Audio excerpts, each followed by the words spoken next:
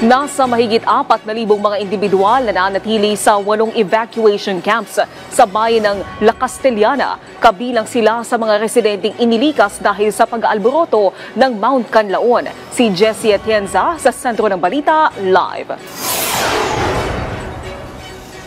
Nayumi, andito ako ngayon sa bayan ng La Castellana. Ito'y sakop na ng lalawigan ng Negros Occidental kung saan sila yung may pinakamaraming inilikas na mga kababayan. Ayon sa Municipal Disaster Risk Reduction and Management Office, nasa mahigit 1,300 families na ang nasa kanilang pangangalaga.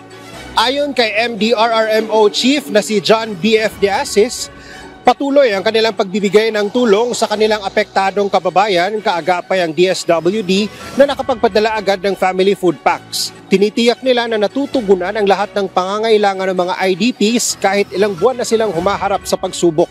Bukod sa DSWD, OCD, DOH at iba pang ahensya ng pamahalaan, nagpapasalamat din sila sa Philippine Red Cross na ilang buwan na ring tumutulong sa pagbibigay ng supply ng ligtas at maiinom na tubig sa evacuation camps at sa ilang lugar sa bayan.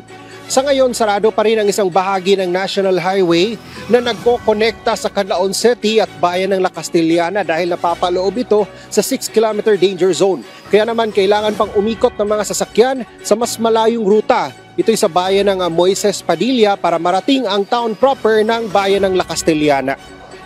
Sa ngayon na Yumi, bagamat na ibibigay naman lahat ng LGU ng La Castellana at ng mga ahensya ng pamahalaan, yung mga pangangailangan ng ating mga kababayang IDPs, isa sa concern na tinitingnan nila sa ngayon ay yung tindi ng init ng panahon. Kaya naman yung mga health workers, pati yung mga camp managers ay tinitiyak naman na nai-check nila yung kalusugan ng ating mga IDPs na nasa evacuation camps. At yan muna ang mga huling balita mula dito sa bayan ng La Castellana sa lalawigan ng Negros Occidental. Ako si Jessie Atienza.